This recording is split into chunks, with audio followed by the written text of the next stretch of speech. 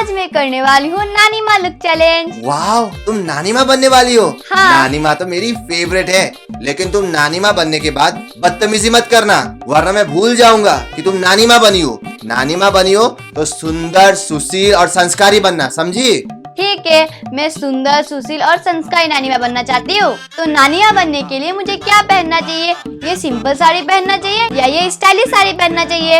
अभी मैंने क्या कहा? अभी मैंने तुम्हें क्या कहा कि तुम सुंदर, सुशील नानी बनना, और अभी तुम क्या बोल रही हो कि तुम स्टाइलिश साड़ी पहनोगी? अरे नहीं, मैं तो बस ऑप्शन दे रही थी। सुंदर, सुशील नानी माँ कभी भी स्टाइलिश साड़ी नहीं पहनती, वो तो हमेशा सिंपल ही रहती है, इसलिए तुम ये सिंपल साड़ी पहनो। ठीक है, मैं ये सिंपल साड़ी पहनूंगी। बालों को सफेद करना है या काला करना है? नानी अम्मा का बाल थोड़ी ना काला होता है, उनके बाल तो सफेद होते हैं, इसलिए मैं अपने बालों को सफेद करूंगी। नानी माँ वाला मेकअप करना है या ये माँ वाला मेकअप करना है? अरे माँ और नानी माँ में जमीन आसमान का अंतर होता है। माँ थोड़ी जवान दिखती है और नानी माँ थोड़ी बुढ़ी दिखती है। क्या तूने मुझे बुढ़ी कहा? अरे नहीं, बुढ़ी नहीं, मतलब थोड़ी उम्र की दिखती है ना। वही तो, इसीलिए मैं ये नानी माँ वाला मेकअप करूंगी। चश्मा लगाना है या मेकअप करना है? बिटुआ, ये तू कैसी बातें कर रहा है? मैं बुढ़ी हो चुकी हूँ। देख, मेरे चेहरे का तो हालात ही नहीं है, पूरे चेहरे में झुर्रियाँ पड़ चुकी है, और देख मेरे बाल भी सफेद हो चुके हैं, मेरे आईब्रो भी सफेद हो चुकी है। अगर मैं इस हालत में मेकअप करूंगी तो मैं तो बहुत बदसूरत दिखूंगी। नहीं, मैं मेकअप नहीं करूंगी, मैं तो बिना मेकअप के ही सुंदर दिखती हूँ। हाँ नानी अम्मा, ये बात आपने बिल्कुल सही कही। आप तो बिना मेकअप के ही सुंदर दिखती हो, इसलिए आप मेकअप मत कीजिए।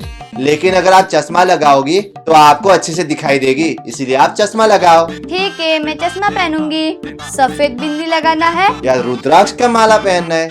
नानी अम्मा, आप तो बहुत संस्कारी हो, मैंने देखा है आप बहुत पूजा पाठ करती हो, आपको तो रामायण, महाभारत सब कुछ आता है ना? हाँ बिटुआ, मैं बहुत पूजा करती हूँ। इसीलिए आप गले में रुद्राक्ष का माला भी पहनो और ये बिंदी भी लगाओ। ठीक है, मैं दोनों ही करूँगी।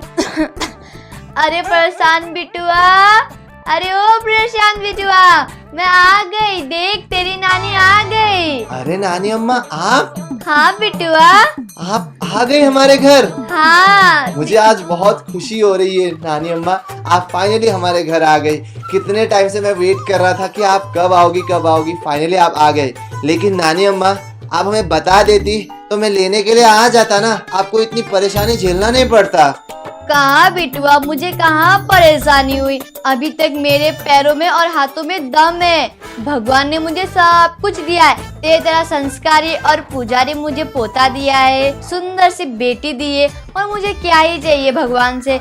भगवान ने जितना दिया है मेरे लिए सब कुछ काफी है, और मुझे थोड़ी भी परेशानी नहीं हुई आते वक्त। वैसे तेरी माँ कहाँ है?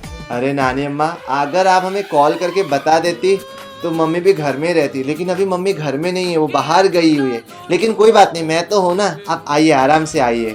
ठीक है बिटुआ। वैसे आपको आने में कोई परेशानी तो नहीं हुई ना? नहीं, थोड़ी भी परेशानी नहीं हुई। तेरे पिताजी कहाँ है? वो तो ऑफिस गए हुए।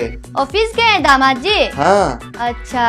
अरे नानी अम्मा, आप कितना अच्छा रामायण और महाभारत सुनाती हो, आप हमें सुनाओगी ना? ठीक है बिटुआ, मैं जरूर सुनाऊंगी। बचपन में आप कितनी अच्छी अच्छी कहानियाँ सुनाया करती थी।